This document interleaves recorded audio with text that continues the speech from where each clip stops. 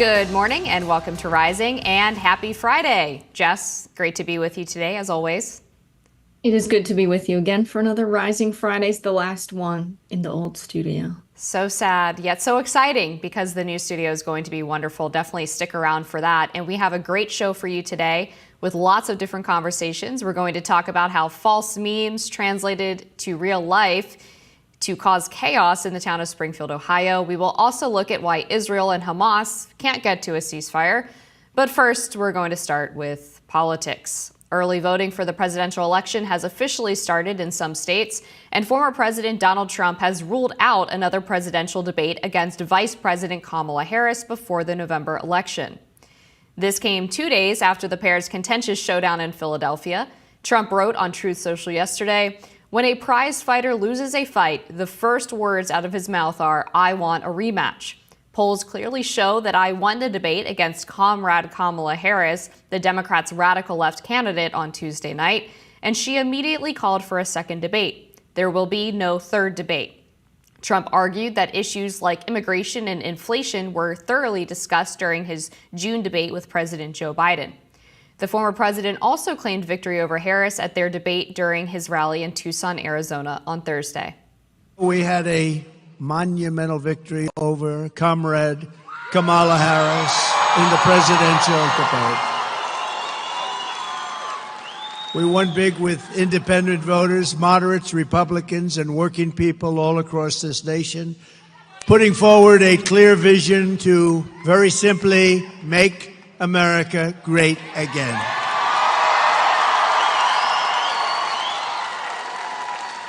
Meanwhile, Kamala Harris showed up spewing empty rhetoric, the same old lies, meaningless platitudes. Another big Trump announcement came yesterday. Georgia Fulton County Judge Scott McAfee discussed 2 of the 10 criminal counts in the 2020 election interference case against Trump. McAfee found state prosecutors did not have the authority to bring charges of conspiracy and filing false documents, fighting the results of the 2020 election, because they were outside of the state's power. So, Amber, what does that mean for the GOP candidate? And could this move to be in his favor? Or are people still paying attention to this case, people that are in his base that are considering voting for him? I think people are not as much paying attention to the criminal cases because so many of them have fallen apart. I mean, with Jack Smith being ruled an unconstitutional hire in the January 6th case, then you have this case in Georgia, or I think it was the classified documents case, where he was found to not be properly appointed. And then you have in the Georgia case, this is the second round of charges that have been dropped from this case. There's actually still a hearing to determine whether or not DA Fani Willis can continue to prosecute the case. So that's probably not going to be resolved until after the election. And then you also had a delay on the sentencing of the Manhattan hush money case, where it was delayed from, it was supposed to be either this week or next, delayed until December, which was the second or third time that the sentencing had been delayed. So all of these cases are happening after the election. There's not going to be this big headline about either Trump being thrown in jail or given community service or even being convicted on another set of charges. It seems like that's probably not going to affect the election at this point. So I think he can pretty much wipe his brow and breathe a sigh of relief that all of this is going to be further down the line after people have already casted their ballots. Right, and potentially if he's president, it won't matter, even if he's sentenced in November there in the case where the sentencing has been pushed until just after the election. A lot of these cases are taking a lot of time, and they're cases that could have been started sooner. If you have the January 6th committee presenting the evidence on 2020, why were they able to compile evidence quicker than in the criminal case in Fulton County? It just doesn't make sense to me. It seems like they stalled on purpose and to their detriment now that these cases are mostly going to be wrapping up after the election. And so Donald Trump talking about the debate now, I want to turn to that, saying that he actually won, and if he had lost, this theory that he would have been asking for a rematch and he's not, so surely he won. I just think that attacking the moderators afterwards is a loser move that's definitely not something you'd see from the winning side. I do think it was a bit of a cope. We see polling show that with a 23% margin, people say Harris won the debate.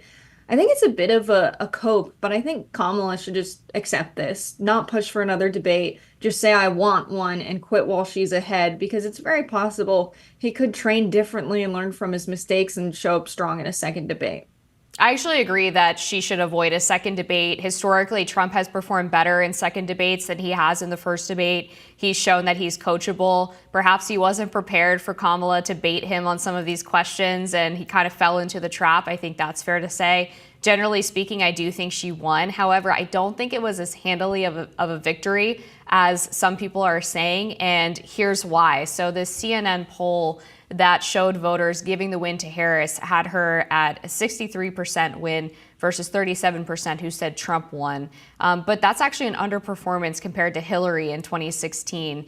There was a wider gap there that said that she won 62% to 27%. Obviously, we know what the election outcome ended up being in 2016. And then JL Partners did a poll of 800 independent voters and found that the gap was much smaller. Only 49% to 43% said that Harris won over Trump. And then perhaps more importantly, they said on the issues that matter most to voters, Trump beat Harris. On the economy, on immigration, on foreign policy, by double digits, they all said that Trump performed better. So I think you could say that maybe rhetorically Kamala won, or maybe even on temperament, but on the issues, Trump performed better. And I don't think that this debate, based on the commentary that's been happening afterwards, is going to impact a lot of people's votes, just based on this polling and the general fact that it's mostly out of the news cycle at this point. People are not even really talking about it much besides us.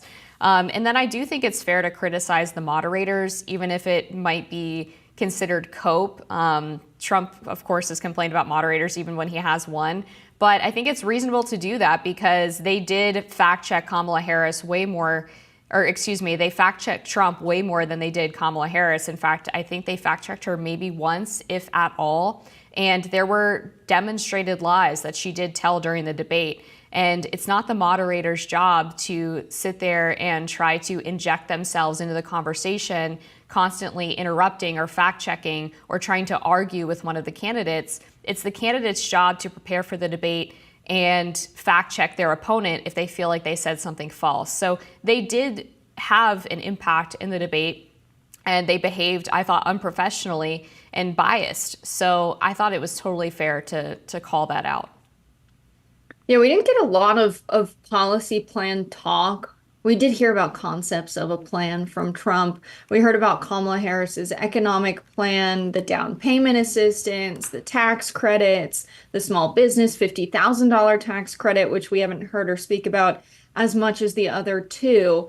But I think that the type of people who watch for the plans, who watch to hear them go back and forth about policy and defend their platform, we didn't get that at all. We also didn't get sound bites. And I think that's the biggest thing that has an impact on people beyond the folks that are extremely clued in to politics. Now, some people who are maybe active voters who watch the debate to make up their mind, watch the debate in full, but I think for the majority of the people in America, they see the debate in the clips, and it just wasn't a very clippy debate. And Trump did have the final word on just about every point. The moderators let him step in a ton. And so he had more speaking time than Kamala Harris by at least 7 minutes. And so when you consider those factors, I do think the moderators were more than fair, maybe should have cut him off a little bit more. Maybe then we would have gotten some more clippy, more concise talking points from either of them. But that was really missing this time around. And it was definitely there during the Trump and Hillary debate. I do think he had more speaking time because the moderators were asking him more challenging follow-up questions as compared to Kamala. But we're going to, of course, continue to talk about this here on Rising. Please stick around. We're going to have more after this.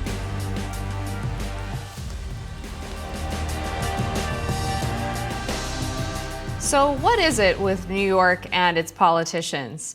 The problems surrounding New York City Mayor Eric Adams are quickly mounting. The New York City Police Commissioner resigned 1 week after the FBI seized his phone as part of a federal investigation that touched several members of Eric Adams' circle.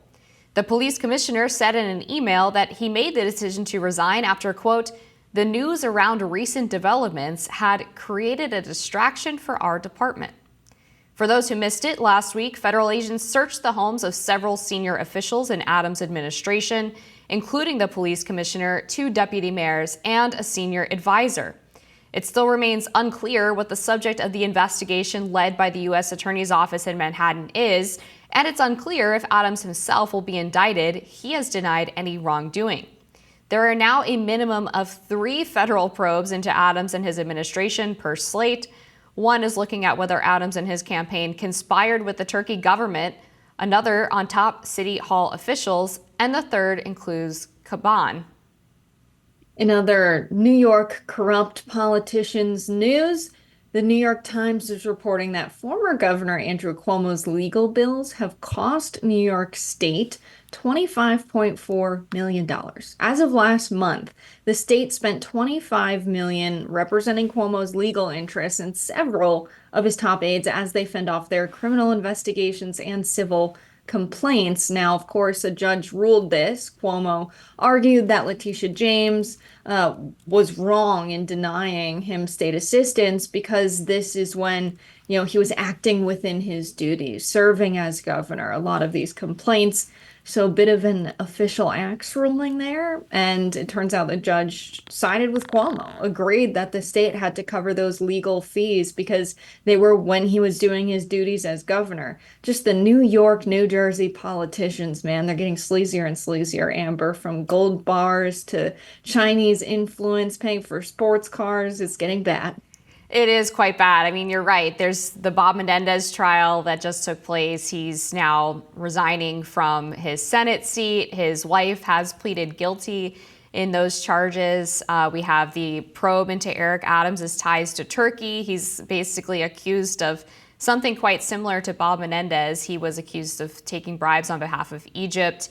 Eric Adams, it seems, is accused of taking bribes on behalf of Turkey. People who have covered his administration and even before he got into the governor or the mayor's office have suggested he had an unusually close relationship with the country. We have Kathy Hochul with one of her top aides charged as a Chinese spy.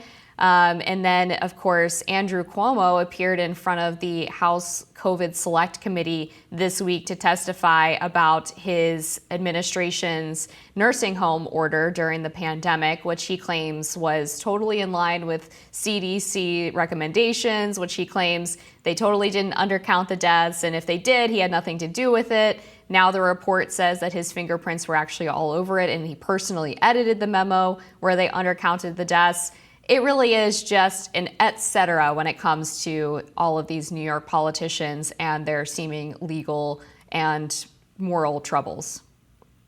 Yeah, so now we have, Jessica Ramos running for mayor against Eric Adams. He's saying that, his administration is distracted by all of this stuff that's going on. Are they distracted by the legal response to the stuff that's going on, or the stuff that's going on is the question that I have.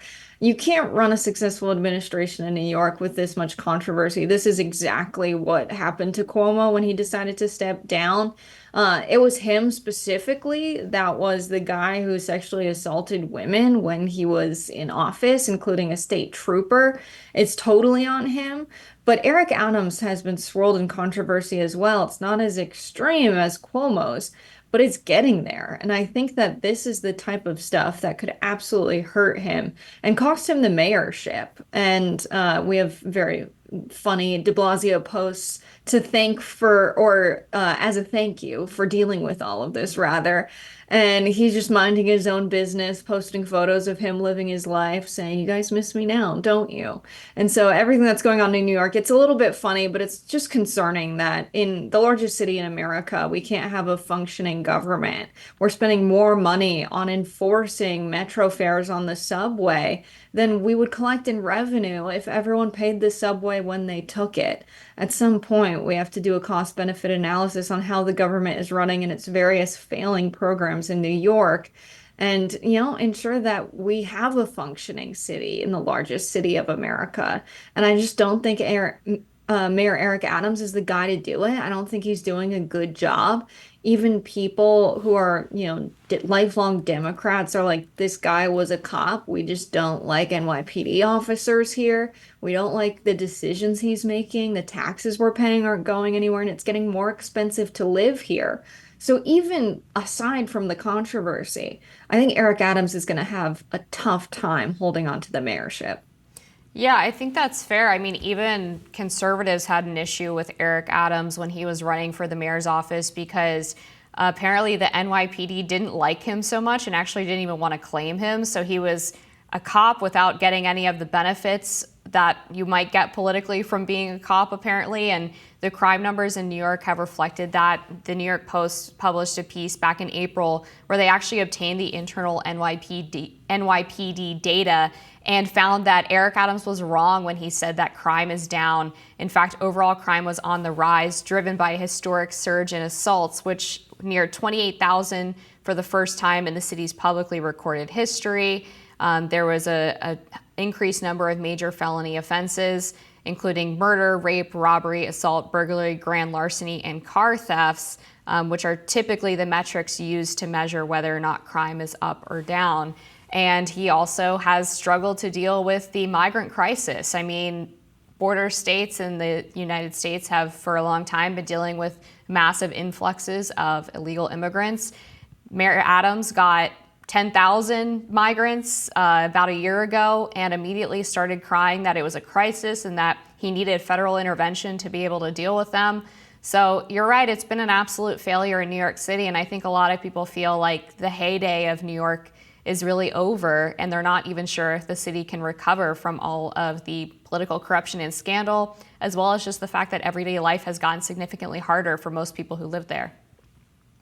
Yeah, and on top of this, Mayor Adams' speeches are just getting weirder and weirder. Recently, he said, I like Gandhi. I want to be like Gandhi. So now I'm like Gandhi.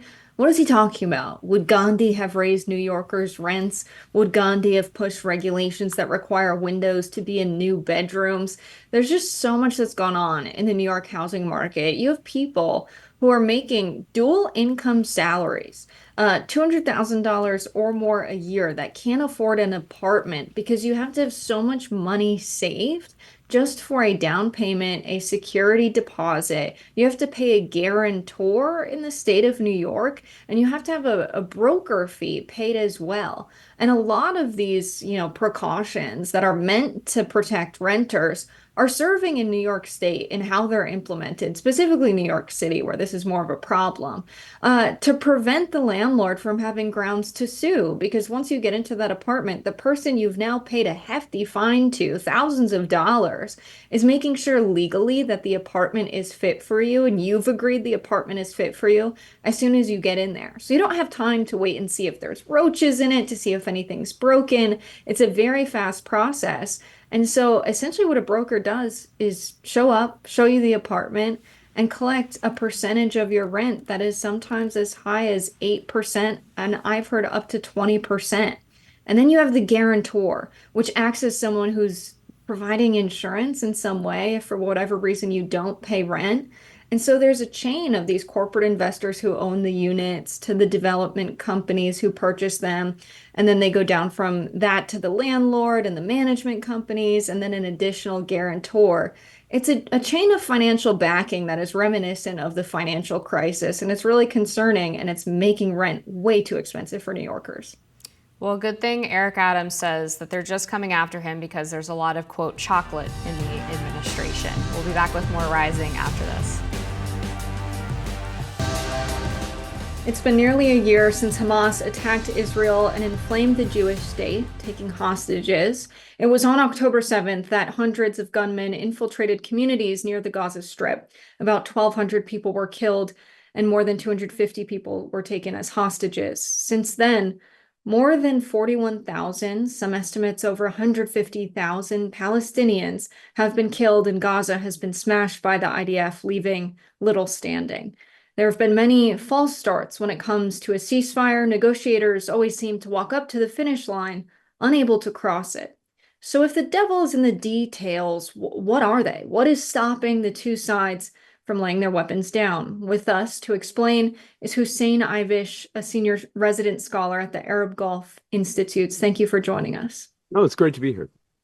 So, what do you think is stopping these negotiations? It sounds like we hear that they fell apart for whatever reason, and then months later, it turns out Netanyahu had a last-minute demand that couldn't be met, or he rejected the deal. What do you make of where we stand now with the path to peace? Okay, I mean, the main reason, big picture, is that neither leadership set wants an agreement badly enough to get one. Netanyahu doesn't want one at all. And Hamas might take one if it was useful to them, but they don't mind the war continuing, especially since now it's become increasingly on the terms they wanted, which is an insurgency versus a counterinsurgency rather than Israel going through the whole territory, blowing up everything of value above ground. So the main sticking points, to be specific, are not how many Palestinian prisoners, but which Palestinian prisoners would be released? Would Hamas get their most cherished leaders back, or would they get some like common criminals and car thieves or people simply arrested for no reason and held for long periods of time? There are lots of those Palestinians in Israeli detention. So that's one sticking point. The next sticking point is the one you mentioned, which is Israel's later demand after Biden put it on the table to keep their forces in the Philadelphia corridor, which runs across the border with Egypt, the Gaza border with Egypt, and a new thing they've created, the Netzarim corridor, which divides the Gaza Strip in half from north to south, that goes from east to west, dividing it in half from north to south. And the third sticking point is what happens when the 6-week ceasefire is done. Biden's plan calls for it to continue and negotiations for phase 2 to go on as long as each side is living up to the ceasefire. Israel's current position is no, when the clock is done and 6 weeks are over, we have the right to start the war again willy-nilly. And so those are the main sticking points. On Wednesday, Hamas's negotiation team did meet with some negotiators in Doha. They previously were left out of negotiations there, where the U.S. was the primary group trying to get a ceasefire deal, back in the winter at least. What has changed now that Hamas is seemingly more willing to actually travel and go to these negotiations and be at the table? Well, they're already in Qatar. They're in Doha. Most of the Hamas political leadership was basically expelled from Gaza in a deal. They went to Syria. Then Hamas had a big falling out with Iran and its regional network. And in 2012, they ran to Qatar. And they've been living mainly in Doha, some in Turkey, a few in Lebanon, but mainly there. So that's one of the reasons that Qatar has been important in all of this, is that it's a friendly route to get to Hamas, and Egypt constitutes a second one, more unfriendly one, but because they have that shared border between Sinai and Gaza, then they have an ongoing dialogue with Hamas, an unfriendly one. So the Qataris, have been helpful in communicating with Hamas, but also Hamas has either been there, either directly or indirectly, or sometimes they excluded themselves. Like there was this big meeting in Egypt, where it was supposedly the final chance to get a deal. And of course, none was made and there wasn't final at all. But Hamas refused to go to that in protest of the killing of their de facto, or leader in name only, Ismail Haniyeh. The real leader is in Gaza, is Yahya Sinwar, and he's become formally made the leader. But after that assassination in Iran, they didn't want to come, supposedly, but they really never cut things off either. There's a lot of kabuki about this. There's a lot of political theater involved. The bottom line is neither side wants a deal. And the only two groups of people in the world, I think, who don't want a ceasefire in Gaza desperately are the Israeli leadership and the Hamas leadership. That's about it. I don't know. I'm having a very hard time thinking of anybody else. I mean, I think even Iran would like this thing to be over, frankly. Now, how do you see the widespread protests in Israel affecting the ceasefire talks and Netanyahu's position? Well, it's put a lot of pressure on him to do a deal, but he has even more pressure from within his cabinet because some of the really hawkish cabinet ministers around him, particularly Bezalel Smotrich, the finance minister, and a guy called Ben Gvir, who's a national security minister or something to do with security. They have dozens of people with security in their names, but he's another super hardliner. These are Jewish supremacists, openly racist, openly annexationist and expulsionist, and brimming with hatred of everything Palestinian. And they've been very clear that they will leave the coalition if he makes a deal.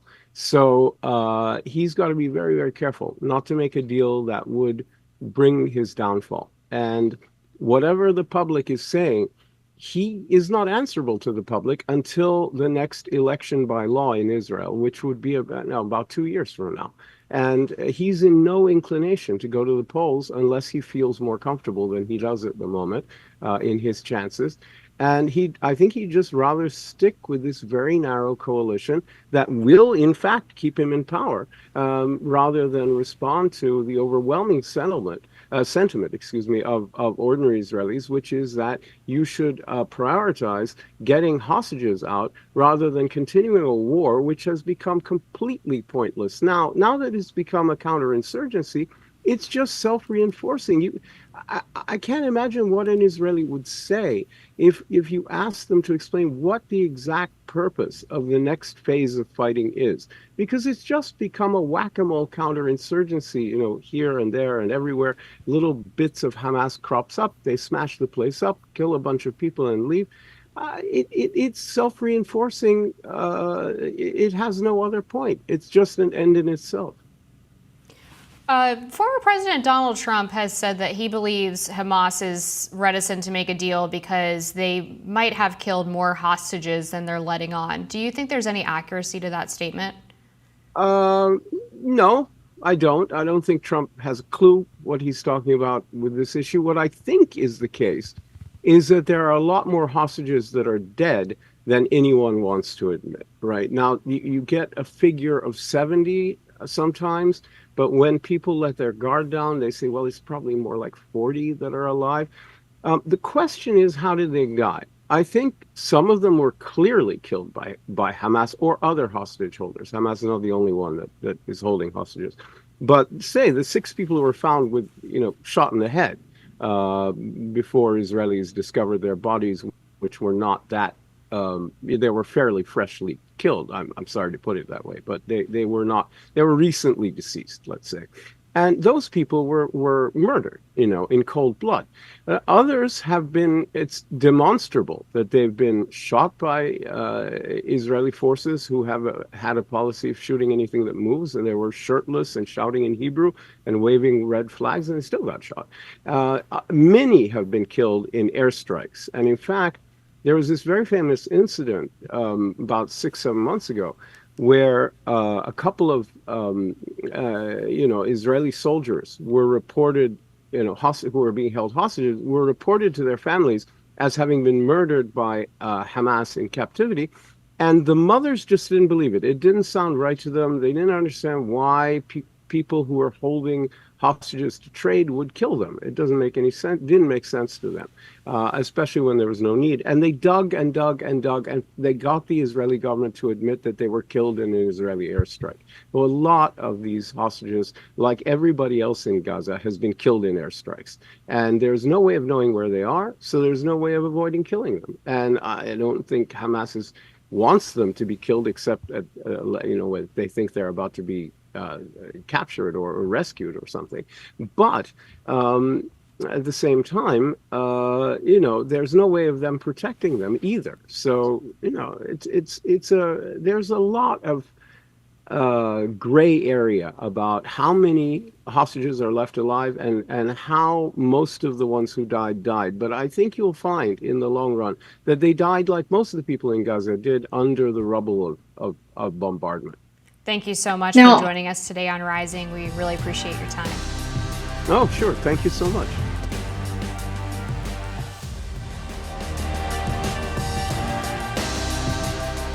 In a major retreat by diversity advocates, venture capital firm Fearless Fund ended a program that awarded grants to Black women-owned small businesses.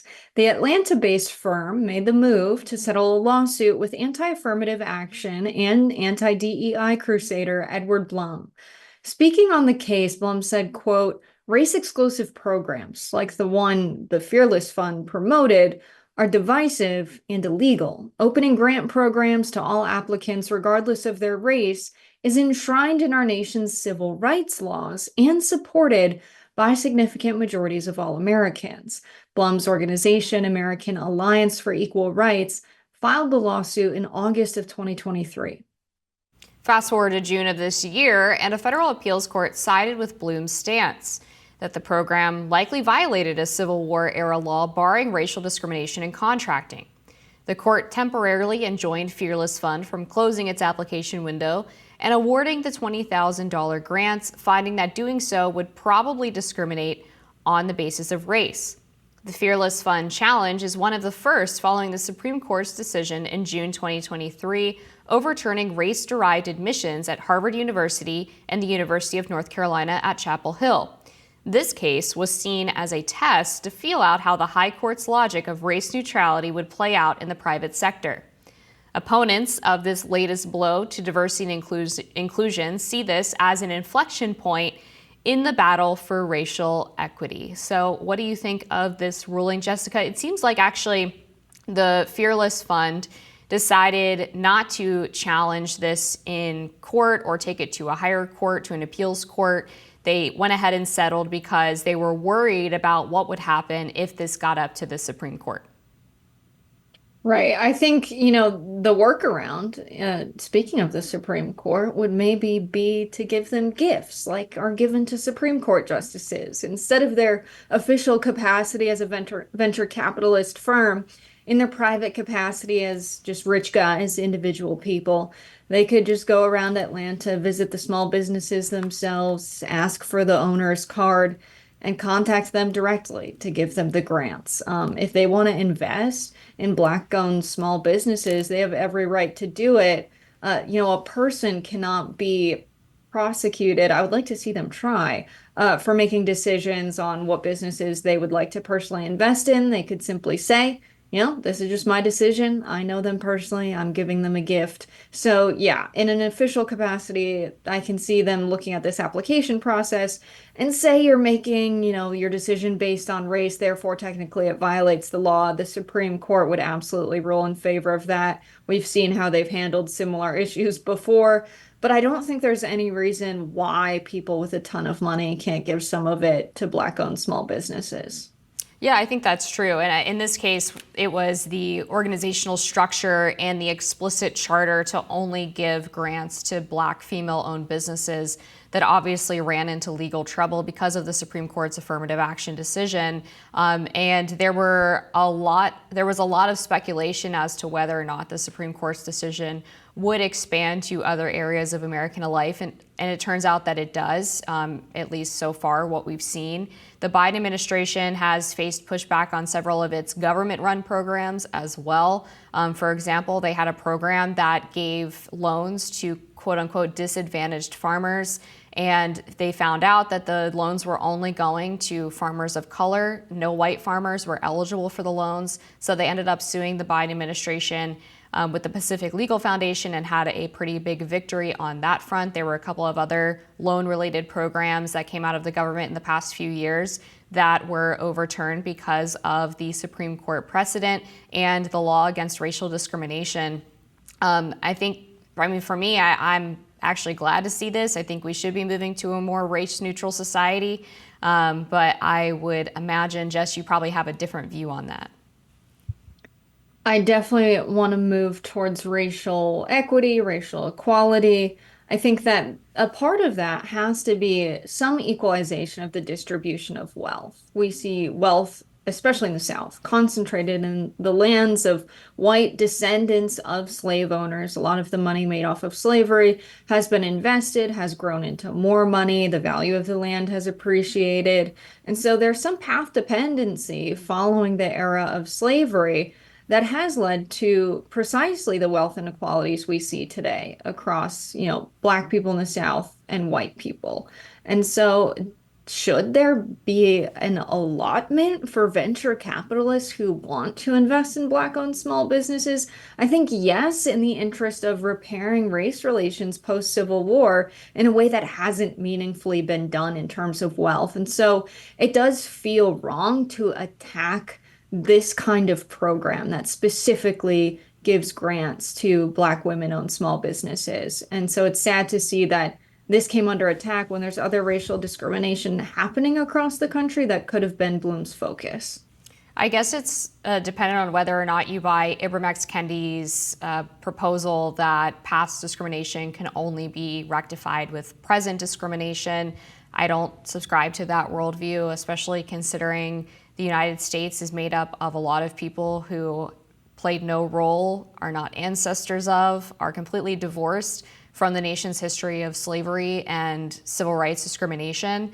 I think it's actually wonderful to see that the United States has continued to move and progress beyond that historic sin and that historic blot on its legacy. And the more that we try to enshrine programs that are dedicated to making us not race neutral, but quite the opposite, and enshrine present discrimination, is something that actually brings people to a more prejudiced place. I mean, we've seen the effect of DEI trainings and racial bias trainings in universities, where a study from Harvard found that these programs actually made the problem worse because they put race as such a factor in people's minds that they ended up being more overtly prejudiced unintentionally due to the hyper focus on it. So I just question whether these programs are really the answer, when we've seen research suggesting that the more we focus on race, the more it becomes an issue for people. Yeah, the way I see it is you've got people who have a ton of money because a large part of it was value created off of free labor done by slaves during chattel slavery. They've invested that money, it's grown into more money, they're pretty rich now. A good analogy might be if you're playing cards with someone, and then you find out that they've been cheating and they've made a ton of money off of you. You don't say, hey, okay, well, just don't cheat anymore and then deal another hand. You say, no, give me my money back. Let's start off from square one, because it turns out you've been cheating here to make all of this money. You wouldn't keep playing cards with that guy and be like, you know what, we're going to forget the past because the past was bad and we want to move forward. No, that guy's a cheater and he owes you the money back. That's kind of how I see the economy post-slavery. There's a ton of wealth concentrated in the hands of slave owners and descendants of slave owners. There's got to be some equalization of the resources in the country that were unequally and unfairly distributed. And so we can say in our relations with other people, yes, we see race, but we're not going to discriminate based off of race. That can be different from, we have to equalize the playing field that's been offset by things that are unfair, things that are unlawful. I think you might have a point if we were talking about a very narrowly tailored type of situation where it was people who made their money off of slavery or are descendants of people who made their money off of slavery, and as you describe it, were then able to invest that money and get incredibly wealthy. But the fundamental problem here is that it's not a narrowly targeted program. This is white versus people of color. And I think it's fair to say that the majority of white people in America were not descendants of slave owners, had nothing to do with slavery. A lot of them were immigrants from other places after the institution of slavery was already abolished. So when it's white versus black or white versus Latino or white versus Asian, as opposed to, as you're describing it, people who benefited from slavery versus people who were subject to slavery, that's an entirely different conversation, and it's one that is predicated on solely racial discrimination, as opposed to talking about reparations for people who were suffering versus people who perpetrated that suffering. I just think that it's too generalized, the conversation that we're having in terms of this Fearless Fund and other funds like it. And I'll let you close us out, Jessica. Yeah, I will say the Supreme Court in the past has ruled that you can deny someone business based off of their identity. You don't have to sell someone a wedding cake if they're gay. That's not accurate. That's not what the Supreme Court ruled. Grant You have to give someone a grant because they're white? Maybe not. Maybe they can make decisions on who they give their loans to based off of identity in a similar way. Perhaps they could form a church that says it is our religion that only, black people deserve investment in the South who are the descendants of slaves, and then say it's a freedom of religion thing. I think there's a lot of avenues of ways they could go about continuing to give loans to Black Americans and get creative with the Constitution as it's been interpreted, not as it exists. Well, you're talking about First Amendment rights versus the movement of money to certain racial groups. And what the Supreme Court ruled in that wedding cake case was not that he doesn't have to serve gay customers, but they were talking about the fact that he has artistic freedom, aka freedom of speech, to not write on a cake with his own hand that he supports a gay marriage. In fact, he offered that gay couple to sell them any cake in the shop. His only qualm was that he would not make them a custom cake that celebrated their gay wedding because that was a violation of his speech rights. Well, in the same way that Citizens United depends on an interpretation of free speech to give money to political candidates, a venture capitalist firm is a business, and what they're selling is investments. And if certain people believe in their heart of hearts that it's against what they believe in to invest in white-owned businesses in the South, considering the legacy of slavery and how it affects the economy and wealth distribution today, that they don't believe in that, and so they shouldn't have to, and they should be able to pick to invest in Black women-owned businesses. I think you could argue in the same way it is a free speech concern. And as such, that would actually give them an even greater ability to exercise that right than the cake owner who has been in court for the past 15 years because people keep wanting him to put things on cakes that he disapproves of. We're going to have to leave it there. We'll be back with more Rising after this. Polling in the crucial battleground state of Wisconsin shows Harris and Trump in a tight contest just 53 days out from the election. New York Times polling has Vice President Kamala Harris with 50% of the vote and former President Trump with 47%. 4 years ago, President Biden beat Trump with about 49.5% of the vote compared to Trump's 48.8%. But 4 years before that, in 2016, Trump eked out an unexpected win in Wisconsin against Hillary Clinton. Both candidates have made Wisconsin a key part of campaign strategy, making several trips there on the trail. Republicans held their nomination convention in Milwaukee in July, while Harris held her first rally there after officially becoming the nominee.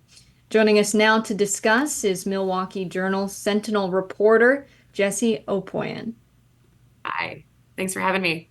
Thanks for coming on. So help us understand the impact of all of the action in Milwaukee right now. The attention is obviously appreciated. I think, if you look back to 2016 and the state has not forgotten that Hillary Clinton did not come back to campaign here during the general election. She was here during the primary and that was it. And both, Donald Trump and Joe Biden certainly have made the state a focus. And at this point, I think you can look at nothing other than during the DNC, which was being held in Chicago, Kamala Harris and Tim Walz held a rally in Milwaukee. I think, that just underscores the focus on the state. And, J.D. Vance has joked about the fact that he basically lives in Wisconsin now. And it feels like it's true. We are seeing J.D. Vance and Tim Walz here crisscrossing the state pretty much every week at this point. Right, and the RNC, of course, was held in Milwaukee by the Republicans. I'm wondering if you could give us a sense of what the top issues are for voters. Are they mostly consistent with what the national top issues are, like economy, immigration, crime, foreign policy?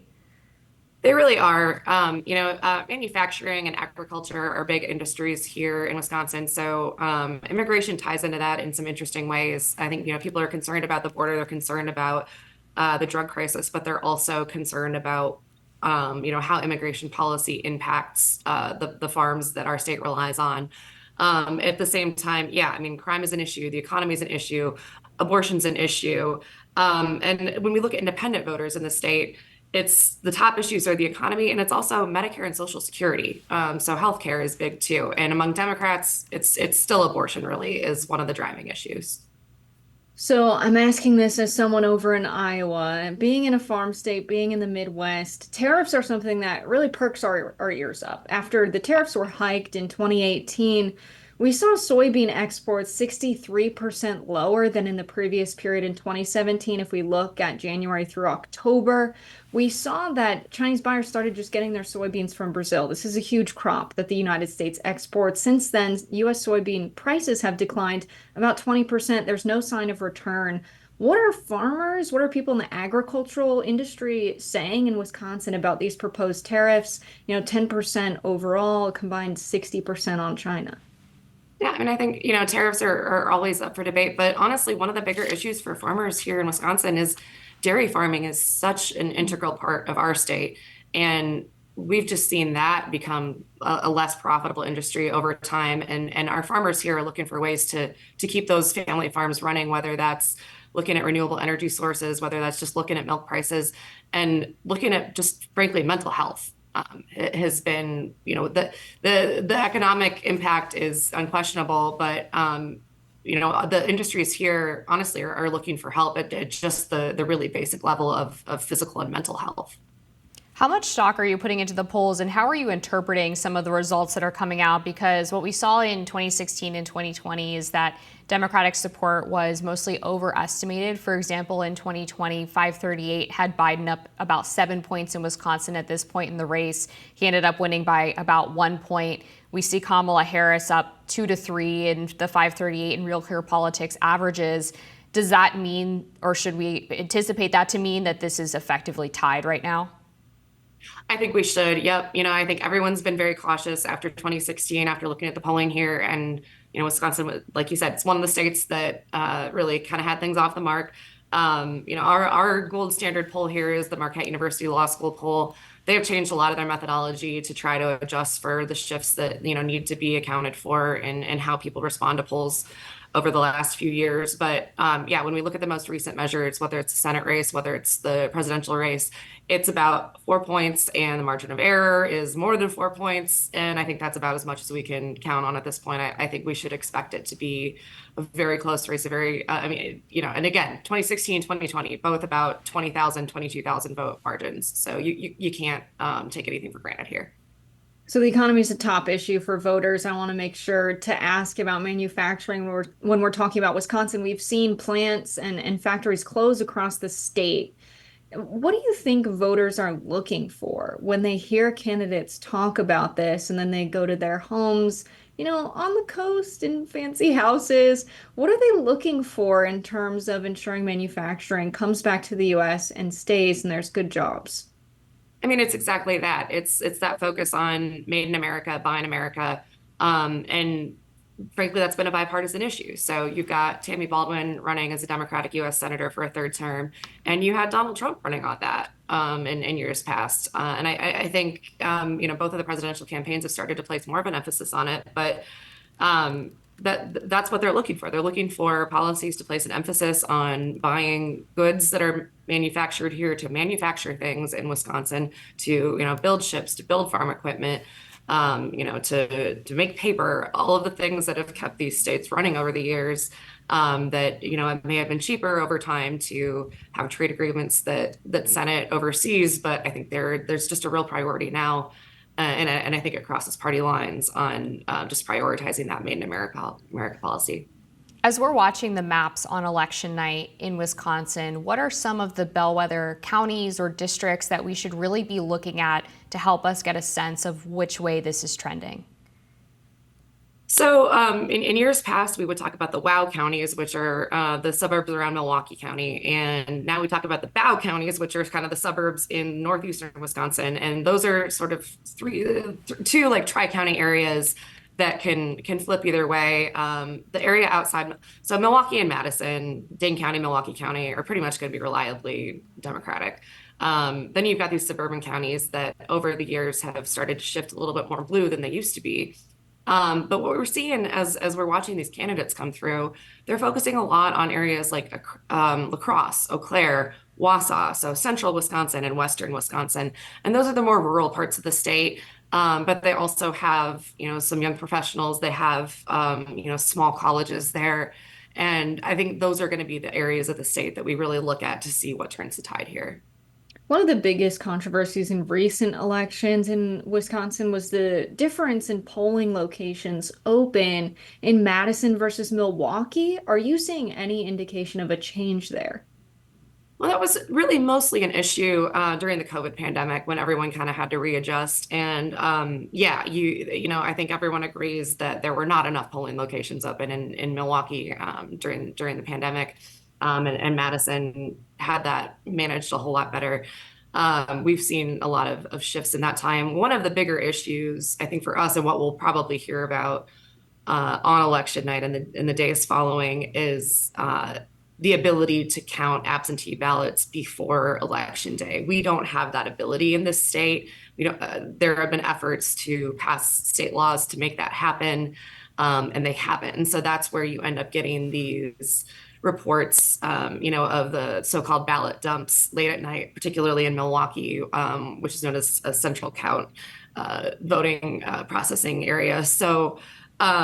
You're still going to see, I think, some issues, and you're going to hear from people who have frustrations. But I think there's been a lot of work done by local polling officials, by election officials since the pandemic to make sure that there's as much access as possible.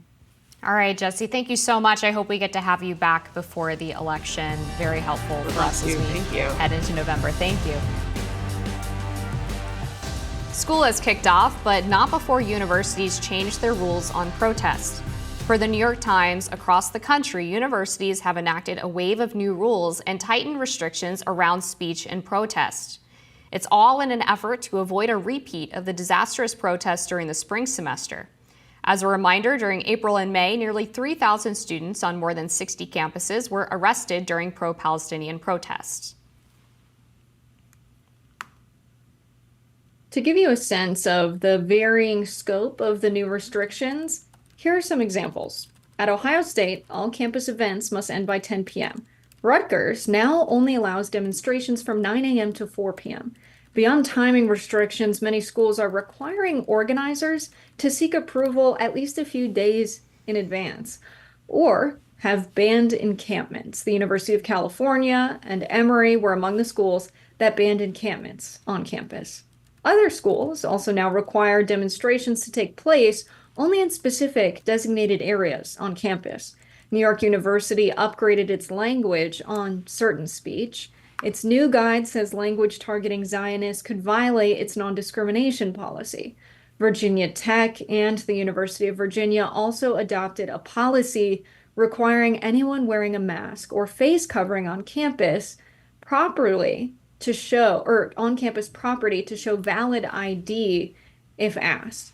So a lot of these schools are public schools, obviously a huge First Amendment violation, just a disgusting reaction to protests on campus, the idea that you can only do it during a certain time or in a certain place. You go to a public college. This is your free speech. There's no reason they can enforce you to have a permit to protest. It's a clear violation of students' constitutional rights. Right.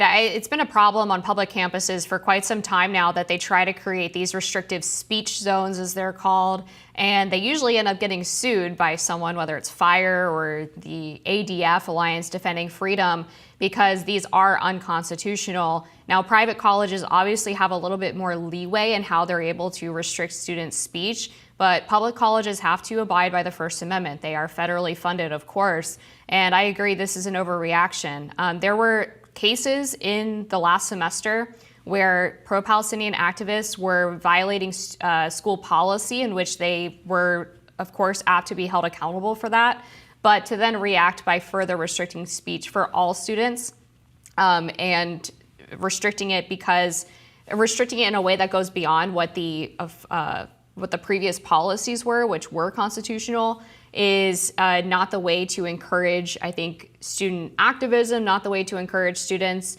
to be able to debate amongst themselves about what it is they believe. I think colleges should be a place for free and open speech. The only way that we learn is by challenging ideas that we either are uncomfortable with, or confronting ideas that we're uncomfortable with and trying to learn from one another. And when colleges put their finger on the scale and say that they want to clamp down on students being able to do that, it fosters an unhealthy environment, an unhealthy learning environment for everybody.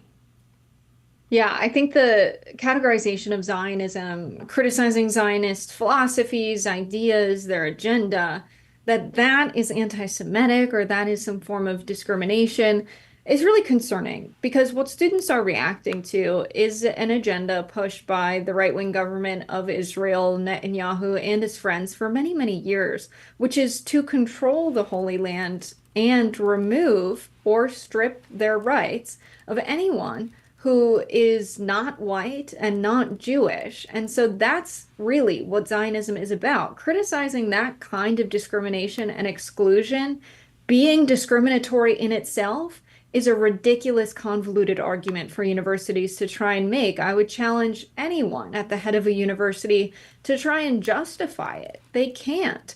This idea that you can't protest against the US government sending weapons abroad, it's just absurd. We saw this in the 70s. We saw schools crack down, and then years later speak about how much they regretted how they treated protesters. We're at this again. And now it's more of the US dollars being spent. And so while we don't have boots on the ground, we are funding the weapons that Israel uses to strike the Palestinians. We're funding the weapons carried by the IDF. We're funding their operations and the health care of people in Israel. So I believe students have a right to protest for whatever reason at any time, in any place, especially if it is a public school. Yeah, I mean, there were instances of anti-Semitism in some of the campus protests, but just criticizing Israel or Zionism or the US's involvement in the war obviously does not qualify for that. And there's been a constant conflation of those two things that is, I think, unhelpful for the conversation that people are having surrounding the Israel-Gaza conflict. And students have gotten the raw end of that deal. Again, I think that we should be free to push the envelope when it comes to speech, especially on a college campus where the charter of the school is to encourage students to think critically for themselves and to think independently. And too often in the modern campus atmosphere, they've decided that it's their role to impart their view of what students should be thinking rather than allowing them to think for themselves. And then we end up graduating a bunch of people who are very rigid in the way that they think about issues, who don't have critical thinking skills, who are not able to really problem solve. And it's basically gone back to a kindergarten view of imparting basic facts and information, except they're doing it with really large and complicated and complex topics that do need the ability to challenge and to push and to move within and to have some nuance. That hasn't been happening in the university system for a long time. Yeah, Barnard College, which we didn't mention, and Columbia University has been a huge epicenter of the American protests. Hyde Hall, which is, the now title of a Macklemore song, but was a site of an extreme protest. I have a friend who was beaten and hospitalized. She's in the West Bank now. She's an American citizen of Lebanese descent, but she became the target of harassment from the campus police, from faculty in her school. Barnard is a prestigious school, and this idea that they're forcing, their faculty to not post anything in their classroom. So any signs, any useful descriptors, nothing can be posted that supports one geopolitical idea or agenda without offering something on the other side. The idea that classroom instruction needs to be balanced with this two-sidedness is very ridiculous. It really gets in the way of good teaching getting done at these schools and universities. And it seems like a real desperate attempt to control the narrative. And at the end of the day, when you try and do that, these are young kids. They're just going to get more curious. When you try and tell them what to do, what do young people do? They try and do the exact opposite. So I get that they want to exert control and they want to control the narrative, but at the end of the day, you can't force an idea upon someone when they get so much evidence to the contrary on their phones. They see the impact of the occupation. They see the photos of children being pulled out of rubble. And so this idea that, the United States has a great ally in Israel and they're the most moral army in the world, you just can't force that teaching to students in a world where their source of information is not only their professors. They could use the internet. They can see precisely what's going on halfway across the world, and that's what they're doing. And so the attempt really is desperate, and it really is an egregious violation of free speech. We're going to try and get some of those guests on the show to talk about, what's happened when the Israeli army has fired on Americans abroad partaking in the protests, and just visiting the West Bank and some of what's going on these schools, because we can only expect these to ramp up, as classes start and the fall semester rages on. I do have a point of clarification, if I can, just to understand what you were saying. So you said you took issue with schools trying to introduce balance into classes on both sides of the Israel-Hamas war, but you also think that they're trying to control the narrative. I'm wondering, those two things sound incompatible to me. Wouldn't it be controlling the narrative to only have one side presented? So the rule in Barnard College is about, physical things posted to walls. And so it's about if you're supporting one geopolitical side. So like Free Palestine as a sign, you have to put like Israel has a right to exist next to it. The rule really makes no sense. But controlling the narrative really pertains to this kind of lawmaking or rulemaking, because these are universities, not the government, around what you can say about Zionists, that is now discrimination.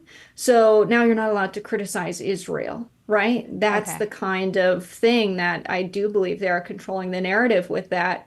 And this two-sidedness, if you have more students that want to post Free Palestine signs, and that makes you upset, so now we have to have equal amounts of Israel has a right to exist signs, it's a ridiculous attempt to control the narrative and make the campus, seem neutral on this when clearly young people support Palestine and are critical of what the IDF has done. And the attempts to, police the language around Zionism, yeah, I think it all is trying to control the narrative to the favor of Israel. And the rule applies to students, not university officials or professors? No, it's faculty and staff in official classroom places. So the faculty and staff cannot allow this to be posted. A lot of these rooms are for student groups. So it's really anywhere that's an official part of Barnard College. There's not a lot of clarity among the faculty for what the extent that this applies to their teaching. Will that be next? Right now, all that's written down is the signage. Okay, gotcha. Thanks for clarifying that. We're going to be back with more on Rising after this. Baseball games, the fan antics surrounding them, all of this are beloved American traditions, but a new Wall Street operation buying up teams is threatening to take all of that away unless communities spend millions in subsidies. In a new feature for The Lever, Amos Barshad investigates how a multi-billion-dollar private equity firm is acquiring minor league baseball teams across the country and then demanding taxpayers subsidize their stadium updates. Looming behind sports teams' demand for public money is that cynical threat: if you don't pay, we leave. Pat Garfalo with the American Economic Liberties Project said, "I've spent a lot of time working on ways to stop sports stadium subsidies." He continued, "There's almost complete consensus among economists. None of this money does anything. The economic benefits are virtually non-existent." Here to break all of this down is Lever journalist Amos Barshad. Thanks for coming on. Thanks for having me. So let's get into this. How did you come to this story, and how widespread is this issue? Yeah, so basically, this is something that's been happening the last few years. The company is called Diamond Baseball Holdings, and they've been very active buying up minor league baseball teams, partially due to a rule change. So before, going back a few years, there was regulations in place for how many teams any single company could own. And that changed, and they saw an opportunity, and they've been buying up teams, and they have more than 30 now out of a total of 120 currently in the official kind of minor league baseball operation. And so, yeah, and so from there, you also see this parallel trend. A lot of their teams have received public money in various ways. And the reason that the way it did come across my radar specifically was to do with the baseball team in Portland, the Portland Sea Dogs, and that team got $2 million in a tax subsidy for renovations for their field. And the local pushback there included a tax analyst at the Maine Center for Economic Policy, and looking into this. Her name is Maura Pillsbury, and looking into this, she found that Diamond Baseball Holdings had been doing this across the country. As she kind of put together the numbers, she estimated close to $300 million in public money had been given to Diamond Baseball Holdings owned teams in the last few years. So yeah, her local team, the Sea Dogs, was getting $2 million, and she felt that was just not a good way to use taxpayers' money. And then she kind of came across what she says is, it's part of their business plan. It's the way they do business. They pass some of these expenses on to taxpayers. And she was trying to encourage her state legislature to not approve this subsidy, but she was unsuccessful. This is definitely disturbing. It seems like a rising trend in the corporatization of American life. I mean, we have BlackRock buying up single-family homes. A lot of bowling alleys, I've written about this, have been purchased by Bolero, which is another one of these large firms. And besides getting rid of the character of these local places, all of us sports fans love to hate on an owner. I mean, Commanders fans had Dan Snyder, right? I mean, that was sort of their white whale. I mean, from a perspective on the ground, how does this impact not just the local economies, but also the local communities surrounding these teams? Are people concerned that this is going to take some of the soul out of the game? Yeah, absolutely. I mean, the parallel with single family homes, I think, is an apt one. And the idea of, if you're just a regular person thinking about what would a corporation be interested in, you wouldn't think about single family homes and you wouldn't think about minor league baseball. But clearly they believe that there's money to be made here. And then very quickly, we see a private equity roll up where, historically minor league baseball teams were owned locally. They weren't even necessarily seen as a profit enterprise. I spoke to a guy named Miles Wolff, who's in his 80s now, and he was the owner of the Durham Bulls, famous for the movie Bull Durham, and basically he spoke about, he used to buy teams for debt. He would just take on the debt, a few thousand in debt, and he never even really considered that he'd be making money off of these teams. He was doing it for the fun, and minor league baseball is very much associated with gimmicks, kind of goofy, fun, family-friendly activities. I wrote about in a piece about going to a Sea Dogs game, and it was Elvis night, so they had like the slugger, the mascot, in the Elvis suit doing karate kicks, and it was just so fun. But yeah, so then all of a sudden you're kind of trying to square that idea of this thing where yes, technically it's a business, but it wasn't historically seen as one where there's a ton of money in it, because of the nature of what it was, minor league baseball. All of a sudden you're seeing that someone's coming in and has a long-term plan to make money off of it. And from there, we kind of would just have to wait and see, the nature, the culture of the sport, how it would change. Miles Wolff, the kind of I describe him as like godfather of the sport. He was concerned about the corporatization, and he said, it's going to be like going to McDonald's, every McDonald's is the same. He was worried about the idea that the competition in minor league baseball, not necessarily means like who's going to try to win the game, but who's going to provide like a really unique experience.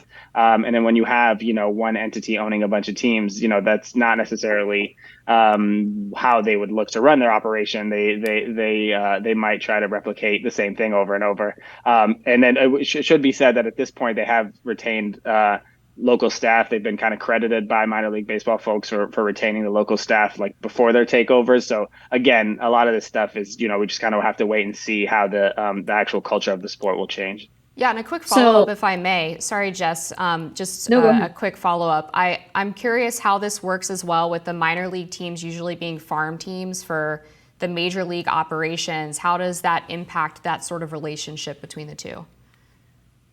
Yeah, a lot of that is staying the same, but it is interesting. Basically, like these rule changes occurred. It was kind of during the pandemic. Minor League Baseball was suffering. Obviously, no fans. The money wasn't coming in that way. And soon thereafter, Major League Baseball, the kind of overarching, corporate, top level of the sport, they kind of took full control of minor league baseball, and they did this big restructuring where they actually cut a bunch of teams, meaning that they were no longer affiliated with Major League Baseball. And at the time, actually, Senator Bernie Sanders spoke out about this because a team in Vermont, where he's from, the Vermont Lake Monsters, he was basically defending them and trying to say that Major League Baseball gets, he mentioned specifically some of these tax subsidies that teams have gotten over the years. There's also a bigger issue about the antitrust exemption that Major League Baseball and the other professional leagues get that lets them operate in all these kind of specific, unique ways. And he was just saying, that this isn't right, the way that they're going about this, contracting the teams down to what other critics, including him, would say for Major League Baseball to kind of have more control. So it can be seen as part of this larger, shift in minor league and Major League Baseball that is giving, kind of funneling more power upwards towards Major League Baseball. Yeah, it's a ridiculous move that it's seemingly no legal basis for regulation. I live across the street from the Charlotte Knights Stadium, one of the most recent acquisitions, and it's a huge part of my life. I'm always posting the games from my window. It's a huge part of the community too. Every year they do a big camp out with young kids. They set up tents on the green and they watch a movie on the big screen. The stadium is used constantly if there's not a game going on. And it is true that we're a feeder team for the White Sox. Some of the injured players go there to get back in the game. And there's kids waiting for autographs outside of the stadium. It is a huge part of the community, but at some point you have to decide that public dollars are going to go towards things like housing and roads and schools and not towards a baseball stadium that's owned by this huge Wall Street firm. So is there any legal fight around stopping this from happening? Not really. I mean, any given municipality, you mentioned that the Charlotte Knights, your team, has just been bought up. So I guess we'll wait and see if there all of a sudden is a push for public money for them, for renovations, for a new stadium, for whatever might come. So then all of a sudden you'll obviously have like kind of a front row seat to see how that fight plays out. And the one I was following in the piece was in Portland, specifically Portland, Maine. It's just a kind of a local pushback the way it happens. And they kind of run the same playbook every time, which is this idea that the team starts talking about, if we don't get this money, we might have to leave. We won't be in compliance with the Major League Baseball rules. So it's this very emotional thing, right? Nobody wants to see their team leave. Everyone loves the team. They feel this genuine community connection to the team. And you say, oh, okay, here's some money.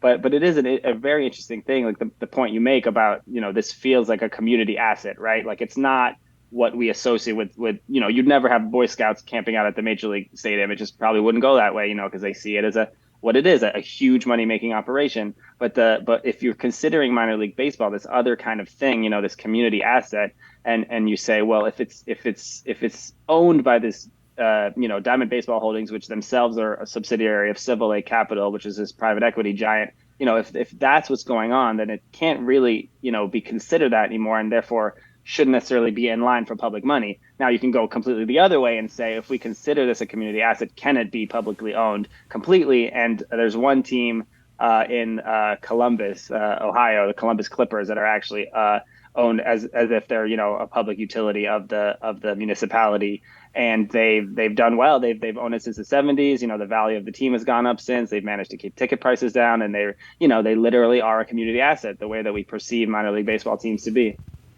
Thank you so much for joining us today on Rising. We appreciate you helping us break down this new trend. Thanks so much for having me. Springfield, Ohio's City Hall, 2 schools, and a number of other buildings in the city were forced to evacuate Thursday following bomb threats made that were allegedly anti-immigrant and hostile to the city's Haitian community, per the mayor, Rob Roux.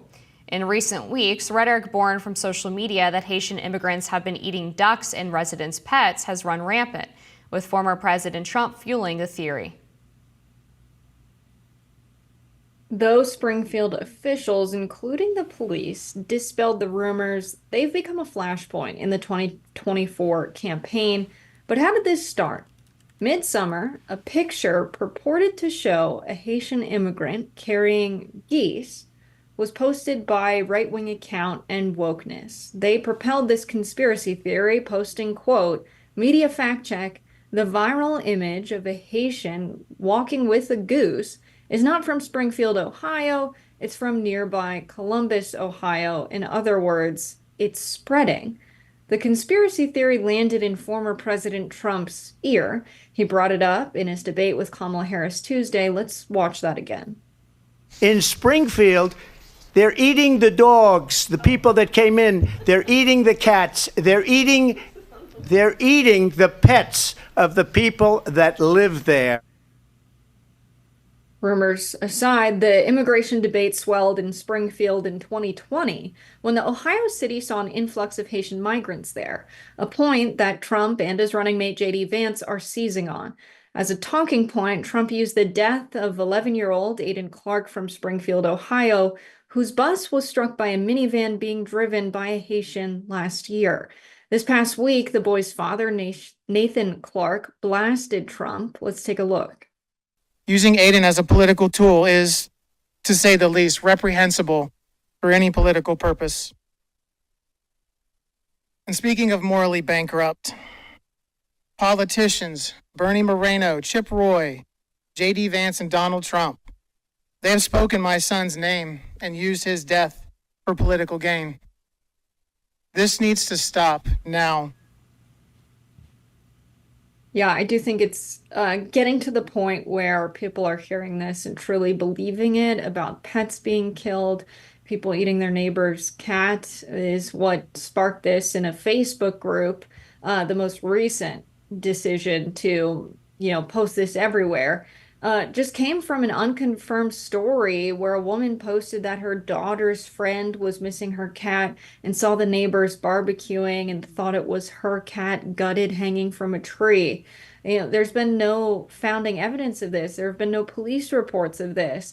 And so, of course, it's upset residents who have no idea maybe how to fact check or haven't gotten the news that this isn't true, that it is a conspiracy theory, that there is no factual basis in this, and they're upset and they want to do something about it. And some people are angry enough that they've taken to violence or violent threats. I think that's sad. It was funny at first, now I guess not so much. There is no evidence, aside from this word-of-mouth rumor, that Haitian migrants have been stealing people's pets out of their homes or eating their cats. There was a video of an unidentified black woman who is allegedly an American citizen eating someone's cat in nearby Columbus, Ohio. Canton, Ohio. Columbus was where the guy was photographed with the goose in his hand. But I will say that I think there's a lot of lazy journalism going on here from the mainstream media, where their extent that they went to try to confirm or debunk this story was to call the city manager and ask if it was true. And the city manager said, oh, no, of course not. Of course it's not happening. But since then, multiple independent journalists have gone on the ground in Springfield, Ohio, and interviewed multiple residents beyond the ones who spoke up at City Hall meetings, who have said that the local geese and duck populations have been decimated, that they personally have seen Haitian migrants walking around with multiple geese in their hands or driving home with geese in their vans. One resident said that she found a decapitated pig's head in Snyder Park, which is the local park where apparently a lot of this is taking place. And there is a police report of a citizen who called the local non-emergency line and said he saw migrants walking around speaking Creole with geese in their hands. He's since been interviewed by a left-wing journalist who was trying to talk to him about this report, and he said, I don't want to be identified. I never wanted to be famous. I just tried to call to do the right thing because I thought what was happening was not right. There is a physical police report. The audio from the 911 call has since been released.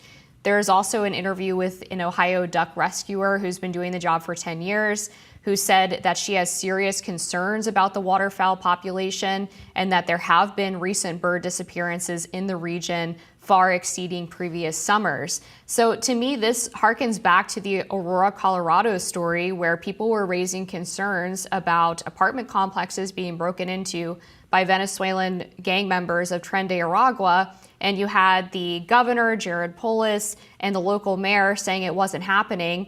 Then videos started coming out, and since then they've actually arrested 10 members of the Tren de Aragua gang for breaking into apartment complexes and participating in other gang activity. So I don't think you can blame local citizens for reporting what they're seeing, and then tell them it's not true, and then they're pushing back on the media and naturally not trusting the mainstream media because they're not doing the actual legwork to try to verify anything that they're saying. They're just telling them that they're lying.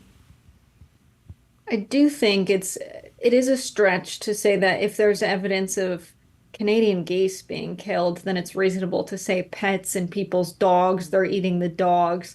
There's no factual basis to that. There's not even that was the first thing I said. I agreed with you on that.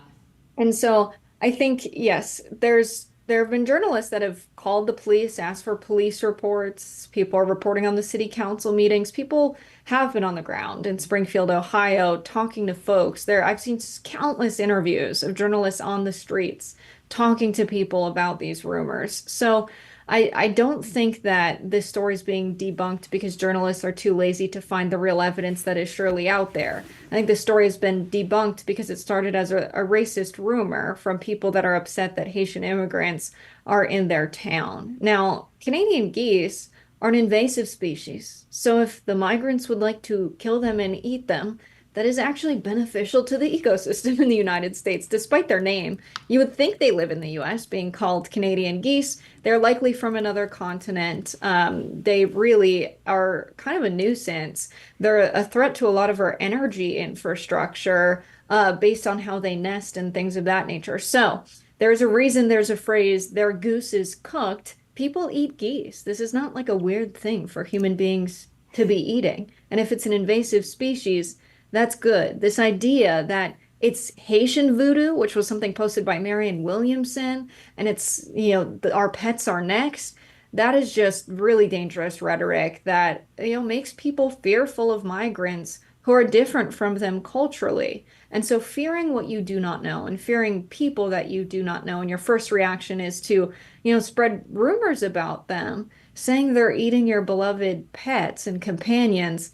It's just a little bit disgusting at this point that it's still being spread so much. Okay, so I've been goose hunting. My husband is a regular goose and duck hunter. Canadian geese are a federally protected species. It is illegal to kill them unless you're doing it under very specific circumstances. First of all, you definitely can't go into a local city park and grab a goose and kill it.